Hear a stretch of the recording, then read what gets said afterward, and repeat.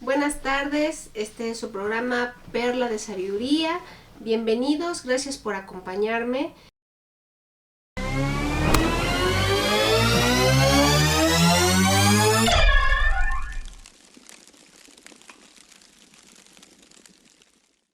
Y vamos a continuar estudiando la Biblia, que es el propósito de este programa, que podamos analizar los pasajes bíblicos, buscar que la Biblia se interprete a sí misma y aprender juntos de todo esto. Veíamos en las semanas anteriores el sexto sello que está en el libro de Apocalipsis y hemos hecho un estudio de qué significa este sello. Lo que vamos a hacer el día de hoy es cerrar este sello. Vamos a hacer vamos a recordar un poco todo lo que vimos, vamos a recordar algunas citas para que nos quede más o menos claro de qué se trató todo este sello.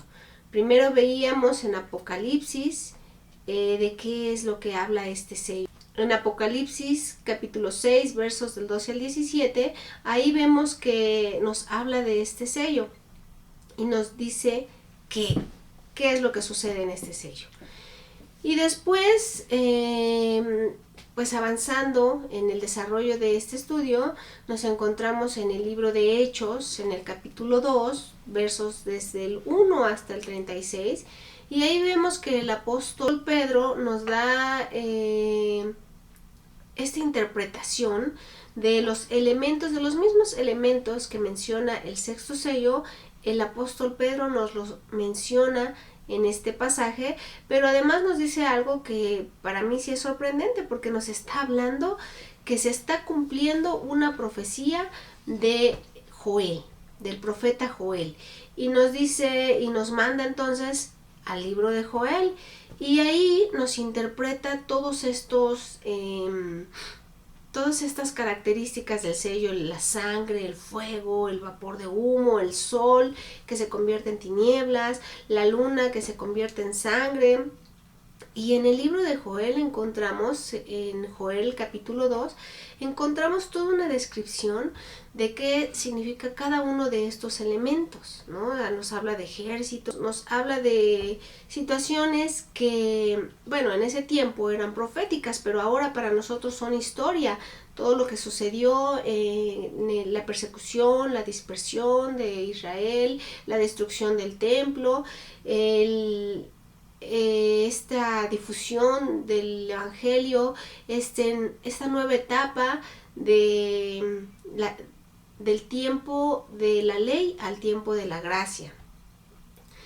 Y además, lo que más me sorprende es que en el libro de Hechos nos dice que está describiendo la llegada del Espíritu Santo, este día del Pentecostés en el que estaban todos reunidos, y descendió como fuego, como lenguas de fuego repartidas, y empezó la obra del Espíritu Santo de Dios aquí en la tierra. Recordemos que Jesucristo dijo: no los dejaré huérfanos, les conviene que venga el Consolador. Y así empezó esta nueva etapa que nosotros conocemos como la gracia. Y sí es algo una interpretación que no es muy común, porque nosotros estamos acostumbrados, sobre todo los cristianos, a esta interpretación jesuita de cómo tiene que ser, de cuándo se abren, del fin de los tiempos, y es una interpretación que se ha pasado de generación en generación, y así es como se concibe el libro de Apocalipsis. Pero si hemos visto que si nos ponemos a leer con calma y si vamos buscando que la Biblia misma nos explique qué significan estos símbolos que está utilizando, entonces nos damos cuenta de que la interpretación es muy diferente, muy diferente.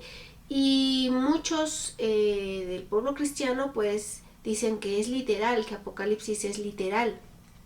Pero recordemos que incluso el Señor Jesucristo, cuando estuvo aquí en la tierra en su ministerio, hablaba siempre a través de parábolas. Y estas parábolas sí tenían una aplicación sencilla, de momento en el contexto, pero también era profecía y nos estaba hablando de cosas que iban a suceder, nos estaba hablando también en símbolos ahí. Y recordemos que él mismo dijo que es para que solo algunos lo entiendan. Entonces no podemos quedarnos con esa idea de que es literal, ¿no? También vimos, pasamos por el libro de Salmos, vimos también al profeta Ezequiel, también leímos al profeta Isaías y vimos cómo ahí ellos mismos nos van dando la interpretación de todos estos elementos. No los voy a repetir porque ya los vimos a detalle en los 2 programas anteriores. Entonces, si ustedes quieren revisarlo, pueden visitar nuestro canal de YouTube. Todavía no lo hemos subido porque estábamos esperando a que este programa y a poderlo subir los 3 completos. Entonces ahí pueden ver cada detalle, sobre todo leer las citas e ir analizando ustedes en casa si es cierto, si no es cierto, por qué se mencionan este tipo de simbolismos, si la interpretación es la correcta o si hay alguna otra cosa que no checa.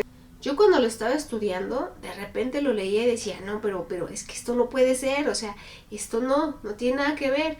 Y entonces decía, a ver, y me puse a leer más y me pongo a leer más, no, pero es que no tiene nada que ver con lo que se conoce de este sello, no tiene nada que ver con lo que pues nos han dicho una y otra vez. Y entonces, pues sí, ¿no? Dije, bueno, no es lo que nosotros habíamos pensado, pero es lo que está escrito y es lo que la misma Biblia nos está revelando. Entonces también tenemos que estar abiertos a encontrar lo que Dios nos quiere mostrar. Recordemos que también la Biblia nos enseña que no se puede poner vino nuevo en odres viejos. Entonces tenemos que renovar también nuestra mente y estar dispuestos a no tomar ideas preconcebidas que no entendemos, porque muchas de esas ideas ni siquiera las entendemos, ni siquiera las hemos leído a profundidad en la Biblia. Solo nos vamos con la idea, es que a mí me dijeron, es que el pastor una vez me dijo, y ya damos esas ideas por sentado e incluso repetimos cosas que ni siquiera están escritas, que de una interpretación en otro contexto pues la aplicamos a como mejor nos parece. Entonces es importante que podamos nosotros estar en esta actitud de poder entender y poder recibir y poder, pues tal vez a veces algunas ideas que teníamos nosotros como que muy fijas, saber que la Biblia es la que nos tiene que mostrar la diferencia. No solo por nuestra propia conciencia, o nuestra propia idea, sino a través de la Escritura. Porque si nosotros interpretamos a nuestro modo y entonces ya hacemos nuestra propia doctrina y entonces hacemos ahí toda nuestra nueva historia, pues entonces ahí sí ya estamos peor, ¿no? Peor todavía. Lo que tenemos que hacer es dejar que la Biblia se interprete a sí misma, que nos lleve y que nos enseñe lo que tenemos que aprender.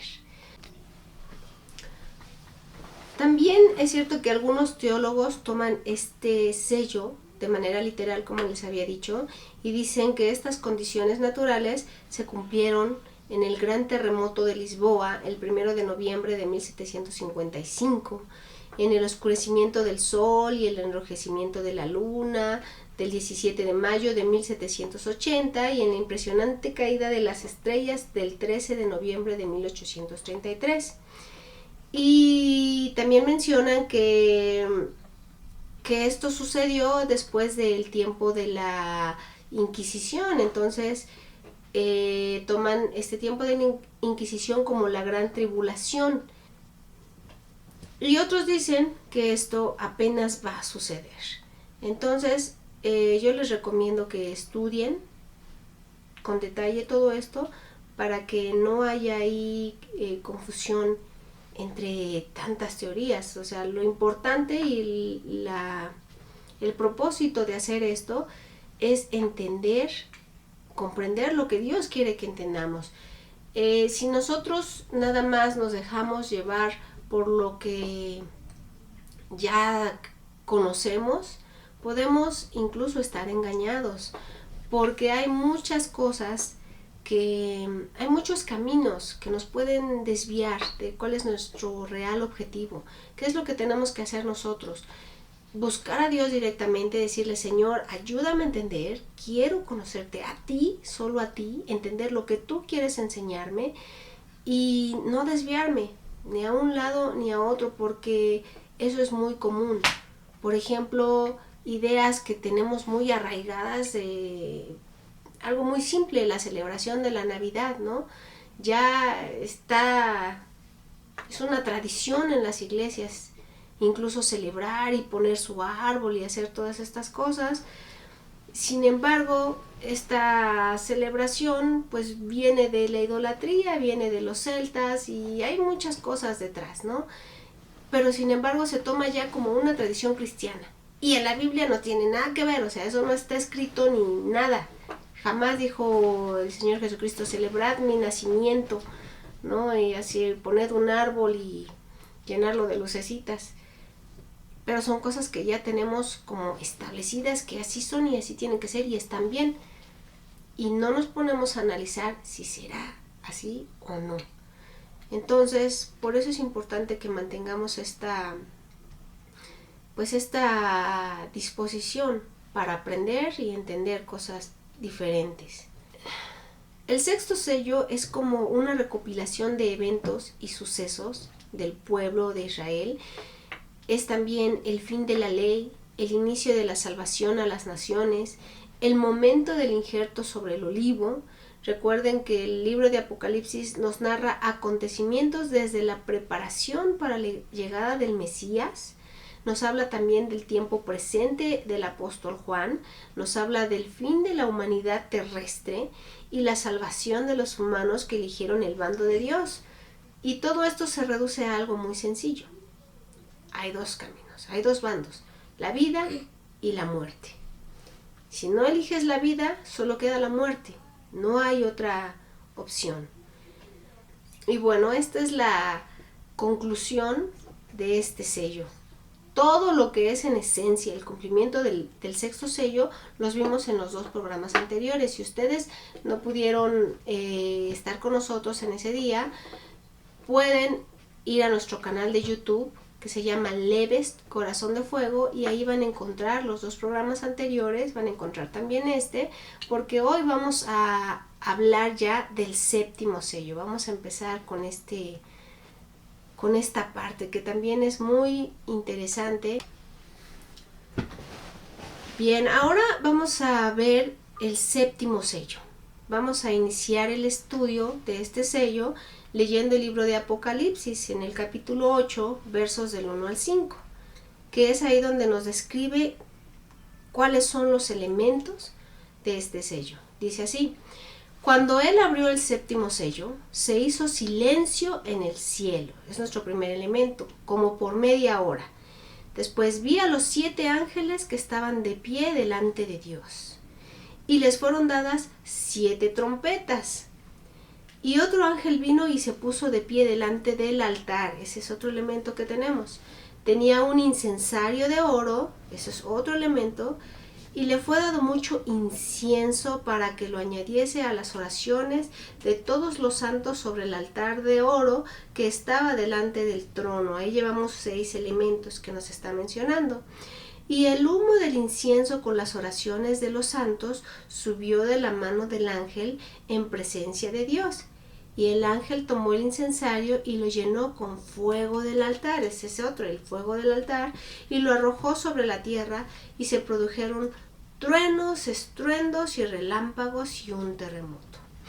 Este es otro elemento. Lo que vamos a hacer con el estudio de este sello es ver qué significa y qué representa cada uno de estos elementos que menciona este texto.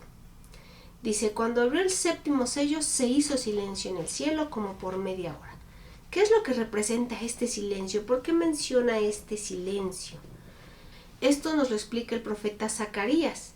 En el capítulo 2, versos del 12 al 13, dice así: y Jehová poseerá a Judá, su heredad en la tierra santa, y escogerá aún a Jerusalén. Calle toda carne delante de Jehová, porque él se ha levantado de su santa morada.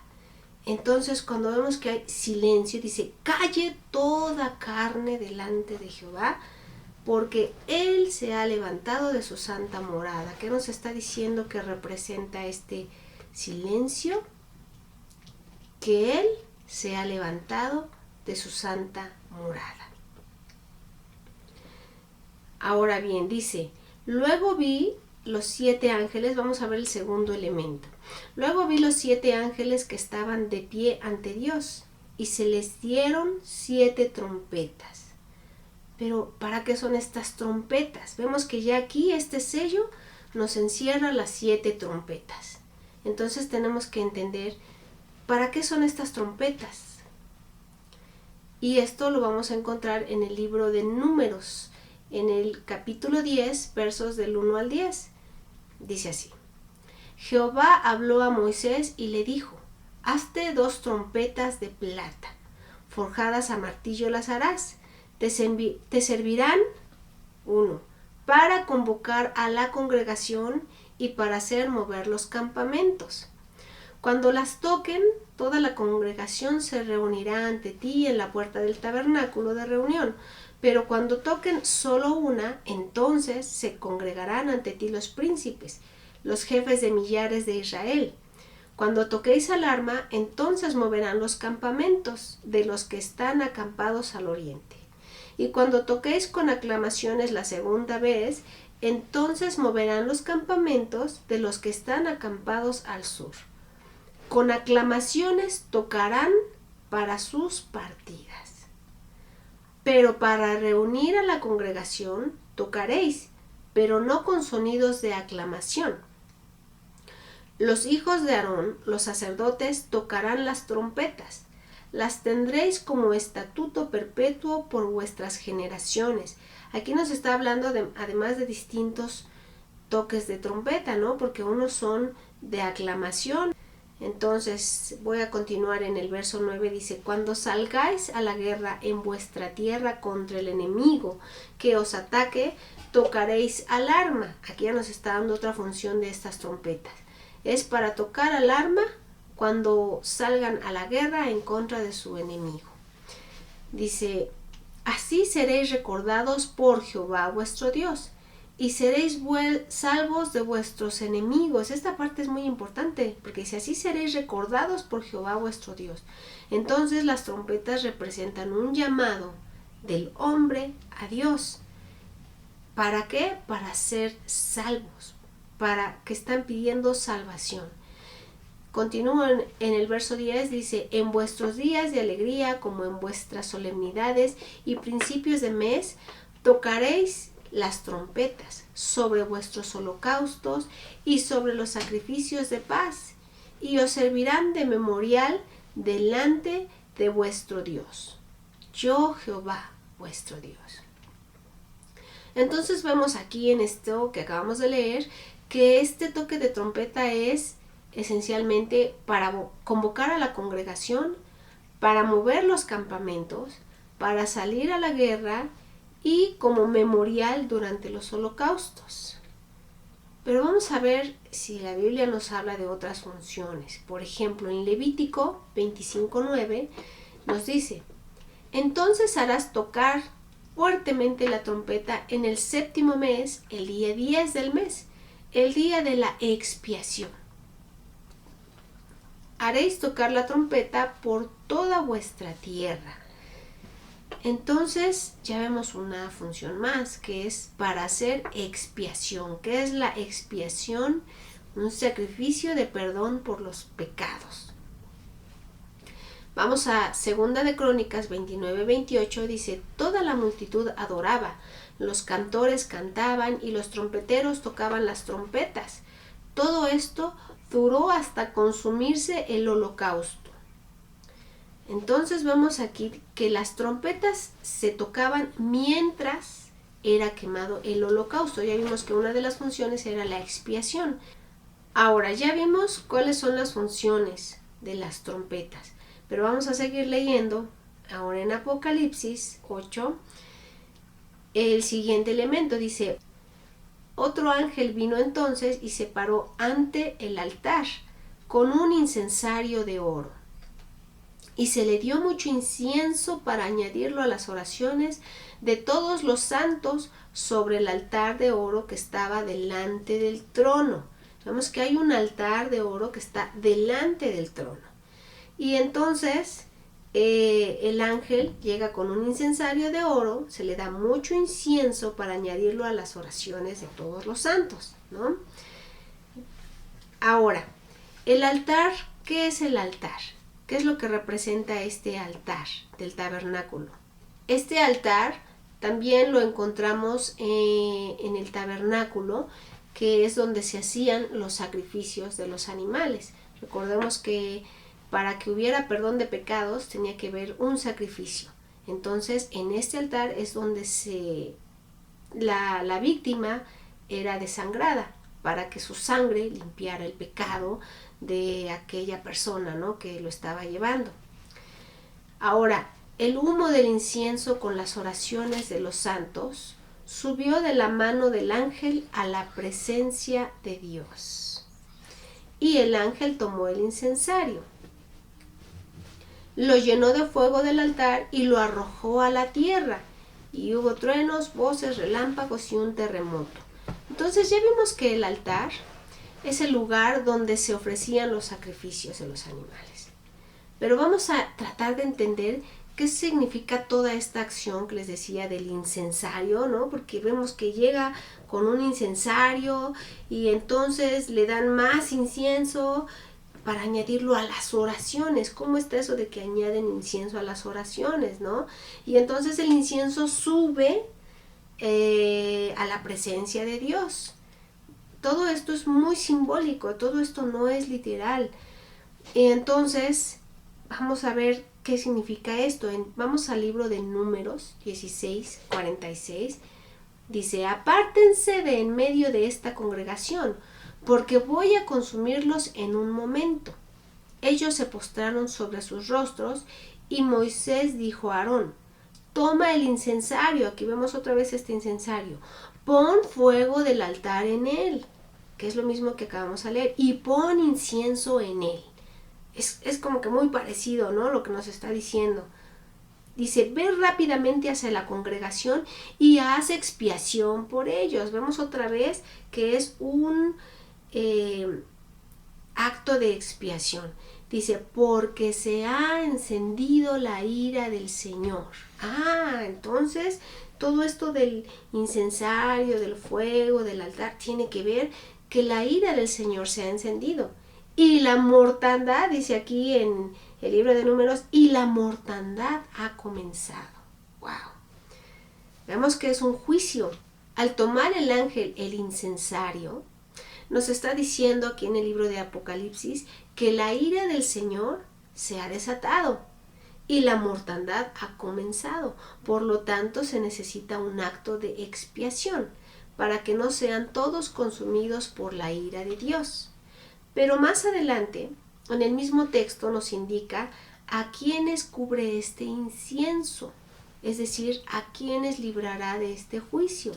Cuando pensamos que hay mucha maldad y mucha gente sufre y Dios no hace nada, hay que tener cuidado, porque todo tiene un tiempo para Dios, y aún para ejecutar estos juicios hay un tiempo, pero una vez que se han iniciado son terribles y no estamos libres de culpa muchas veces, y el juicio empieza por casa. Entonces, leyendo esto, me surge una pregunta: ¿acaso las trompetas son la respuesta de Dios a las oraciones de los santos? El altar estaba encendido porque estaba saliendo humo de él, es decir, que estaba en proceso un sacrificio, lo cual lo sitúa ¿en dónde? Pues nuevamente en el momento en el que el Mesías fue crucificado. Vamos a leer el libro de Crónicas en el capítulo 29, versos del 26 al 28. y los levitas estaban con los instrumentos de David, y los sacerdotes con trompetas. Entonces mandó Ezequías a sacrificar el holocausto en el altar, y cuando comenzó el holocausto, comenzó también el cántico de Jehová, con las trompetas y los instrumentos de David, el rey de Israel. Y toda la multitud adoraba, y los cantores cantaban, y los trompeteros sonaban las trompetas. Todo esto duró hasta consumirse el holocausto. Esto es importante que lo recordemos. Todo esto duró hasta consumirse el holocausto. Recordemos que lo que vimos de la función de las trompetas, cuando había un memorial durante los holocaustos, y vemos aquí un escenario que nos muestran que las trompetas dejarán de sonar cuando sea totalmente consumido el holocausto. O sea, ¿qué nos está indicando esto? ¿Cuándo va a ser en sentido espiritual consumido totalmente el holocausto vivo que fue Jesucristo? Cuando acabe el tiempo de la gracia. En ese momento se acaba el holocausto, se acaba la expiación, se acaba el sacrificio. Y no olvidemos que el holocausto representa el perdón de los pecados, o sea, la opción de ser librados de la muerte. En lugar de morir el transgresor, muere el sacrificio. Teniendo en cuenta estos elementos, vamos a regresar a Apocalipsis 5:8. Dice: cuando hubo tomado el libro, los 4 seres vivientes y los 24 ancianos se postraron delante del Cordero. Todos tenían arpas y copas de oro llenas de incienso. Aquí nos está diciendo otra vez que son las copas de oro llenas de incienso. Dice que son las oraciones de los santos. Todo esto sucedió justo antes de que se abrieran los sellos, por lo cual podemos entender que en este momento también se abrió el 7º sello con las trompetas. Pero es necesario que estudiemos con un poco más de atención la representación de este altar. Vámonos al libro de Éxodo 30, versos del 1 al 10. Dice: harás asimismo un altar para quemar incienso. Lo harás de madera de acacia.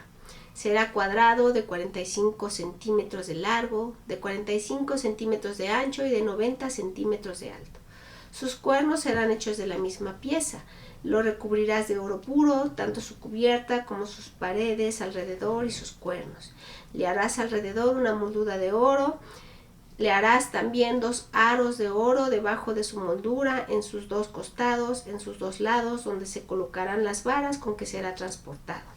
Harás las varas de madera de acacia y las recubrirás de oro. Pondrás el altar delante del velo que está junto al arca del testimonio y delante del propiciatorio que está sobre el testimonio, donde yo me encontraré contigo. Esta parte es interesante, ¿verdad? Aarón quemará incienso aromático sobre él.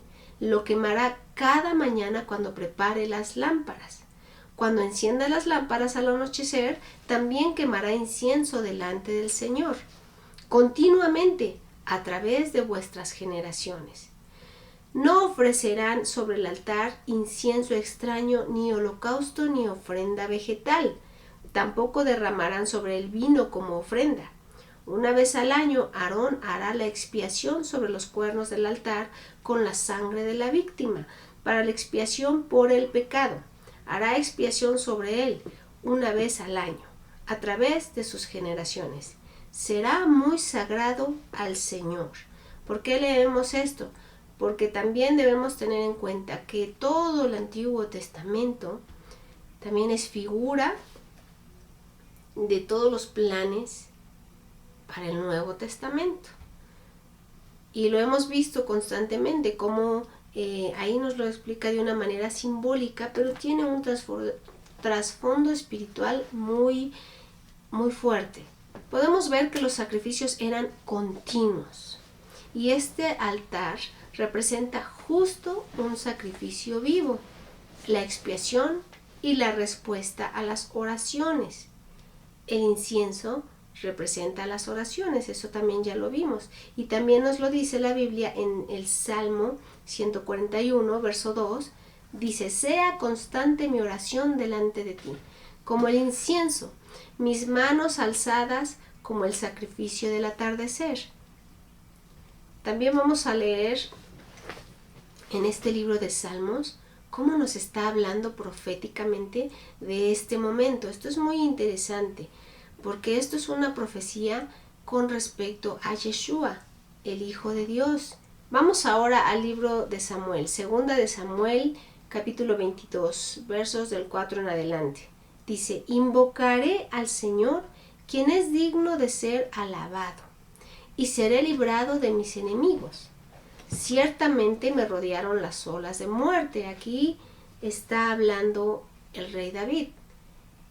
Aparentemente está agradeciéndole a Dios por haber librado una batalla, pero escuchen con atención lo que está diciendo. Y los torrentes de la perversidad me atemorizaron, me rodearon las ligaduras del Seol, me confrontaron los lazos de la muerte. En mi angustia invoqué al Señor, invoqué a mi Dios. Él oyó mi voz desde su templo, y mi clamor llegó a sus oídos. La tierra se estremeció y tembló, se conmovieron los cimientos de los cielos, se estremecieron porque Él se airó. ¿Esto no les recuerda lo que acabamos de leer en la descripción de la apertura del séptimo sello? Vamos a recordar ese pedacito. Dice: y el ángel tomó el incensario, lo llenó con fuego del altar y lo arrojó sobre la tierra, y se produjeron truenos y estruendos y relámpagos y un terremoto. Pero voy a seguir leyendo el libro de Samuel. Dice: humo subió de su nariz y de su boca salió fuego consumidor, y carbones encendidos saltaban de él. Inclinó los cielos y descendió. Ah, caray, esto también nos recuerda ese silencio del que habla al principio de este sello, y que además también nos habla en el libro de Zacarías. ¿Recuerdan? Se hizo silencio en el cielo. O sea, que Dios mismo descendió a la tierra.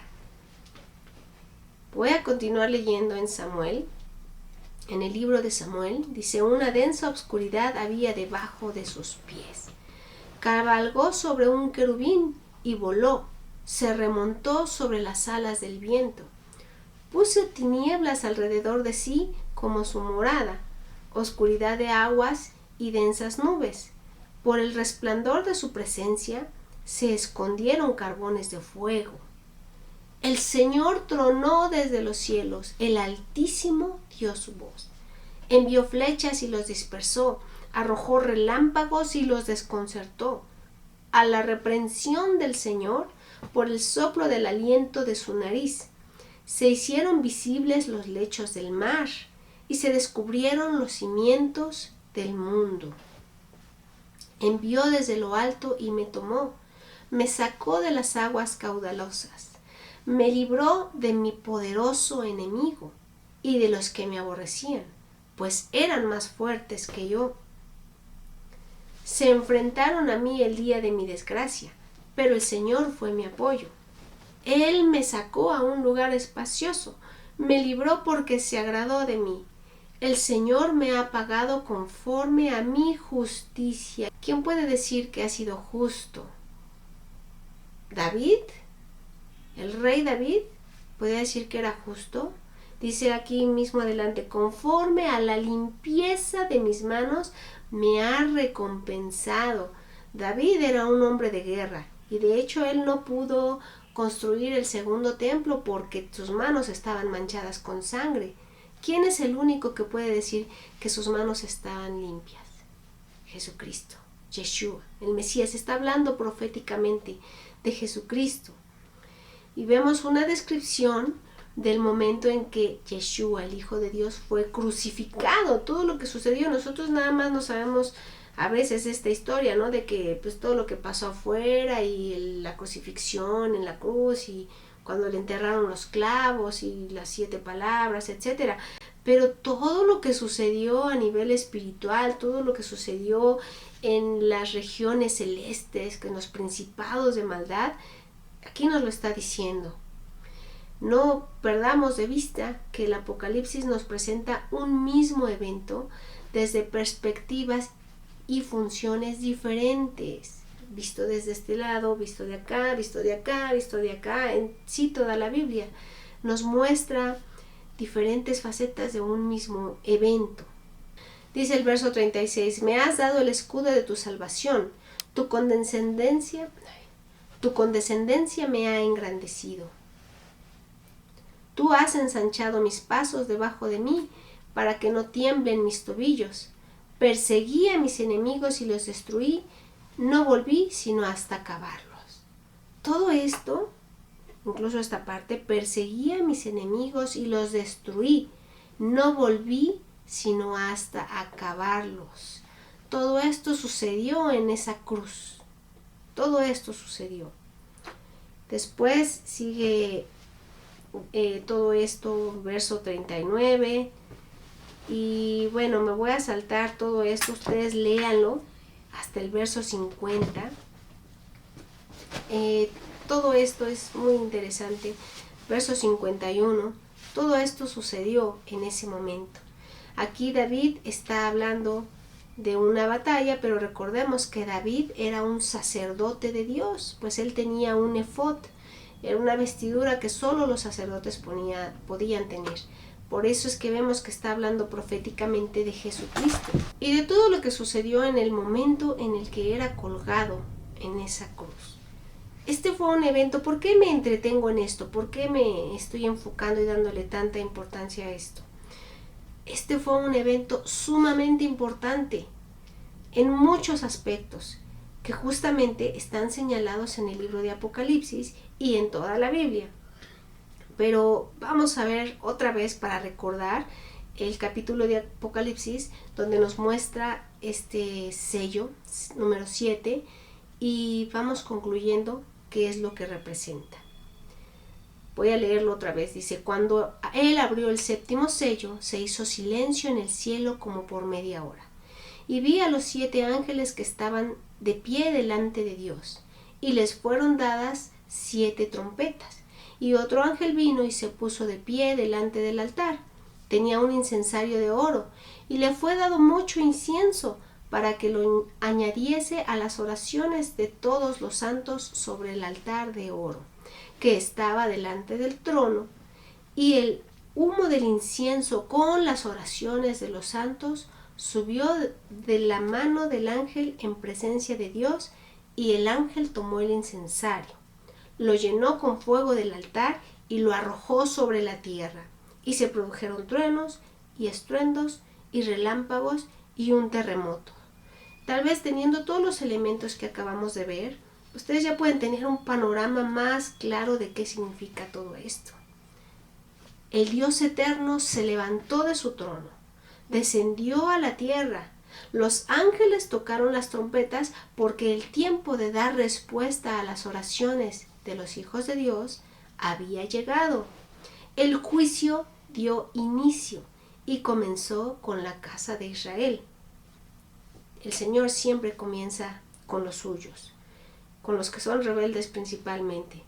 Y todo esto dio inicio cuando su hijo estaba en el altar siendo sacrificado por el perdón de los pecados de aquellos que se habían arrepentido y buscaban redención.